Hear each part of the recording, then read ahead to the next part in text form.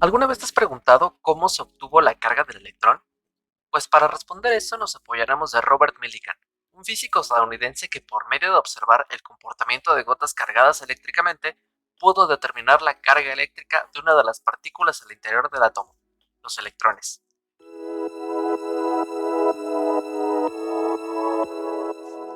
Primero veamos en qué consiste el experimento. Para ello, requerimos de un siguiente equipo, un par de placas conductoras y paralelas entre sí. Las mismas nos permitirán generar un voltaje en el espacio que hay entre ellas. Un atomizador para esparcir el aceite al interior de las placas en forma de gotas esféricas, un microscopio y una lámpara que nos permiten observar el movimiento de las gotas al interior del dispositivo, y finalmente una fuente de voltaje para poder cargar las placas conductoras. Ya que conocemos el equipo, veamos qué ocurre al interior del dispositivo. A través del microscopio seremos capaces de observar las pequeñas gotas de aceite que, debido a la fuerza de la gravedad, se moverán en caída libre hasta alcanzar una velocidad constante. Pues no solo la gravedad actúa sobre las gotas, sino que tanto el empuje como la viscosidad del aire están involucradas. Como todo buen experimento, es necesario medir, por lo que la lente del microscopio está graduada, permitiéndonos así conocer la distancia que irá avanzando cada una de las gotas. Además que con la ayuda de un cronómetro mediremos el tiempo que una sola gota tarda en moverse una cierta distancia que previamente establezcamos. Una vez realizado lo anterior, se hace pasar un voltaje a través de las placas, y debido a que el interior del dispositivo las gotas están cargadas negativamente, el movimiento de las gotas se verá alterado por este voltaje, por lo que comenzaremos a notar que las gotas dejan de caer y comienzan a subir. Así se volverá a medir el tiempo que le toma a la gota ya elegida recorrer la distancia establecida previamente. Finalmente, conociendo estos tiempos y la distancia que hayamos establecido, podremos calcular la velocidad que tenía la gota por medio de la expresión V igual a D sobre T, donde D es la distancia establecida y T el tiempo que le tomó a la gota recorrer esa distancia. Así podemos calcular la velocidad de la gota ya sea bajo un voltaje o sin el mismo. Pero, ¿cómo el saber la velocidad de una gota de aceite nos permite saber la carga del electrón? Pues debemos analizar lo que ocurre. Si la fuente de voltaje está apagada, las únicas fuerzas a las que se somete la gota de aceite es la gravedad, el empuje y el rozamiento del aire. De esta forma, encontramos una expresión que nos permite describir la velocidad constante a la que se moverá la gota.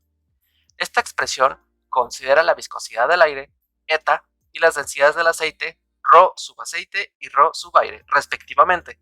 También podemos notar que requerimos el radio de la gota, pero esto es bastante difícil de medir. Sin embargo, si recordamos el experimento, nos permitía conocer la velocidad de la gota, por lo que la única incógnita es justo este radio, pues tanto la viscosidad como la densidad son constantes que ya conocemos su valor. Es así que con la expresión siguiente podemos determinar el radio de nuestra gota elegida. Ahora que conocemos el radio, analizamos qué pasa al encender la fuente de voltaje.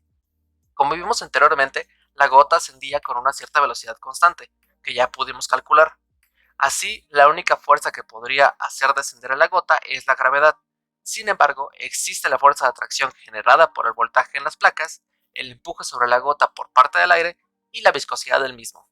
Estas fuerzas combinadas vencen el efecto de la gravedad y es lo que hace que la gota se mueva hacia arriba, con una velocidad constante. Con esto tendremos que la carga que tiene la gota de aceite está relacionada con su velocidad y las características físicas del aire, es decir, esta expresión que tenemos aquí.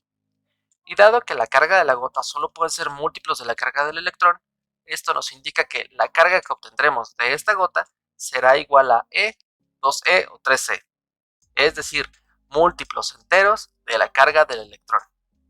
Fue así como Robert Millikan en 1912 logró calcular la carga eléctrica del electrón. En la fotografía que podemos observar es el equipo original con el que Millikan llevó a cabo su experimento.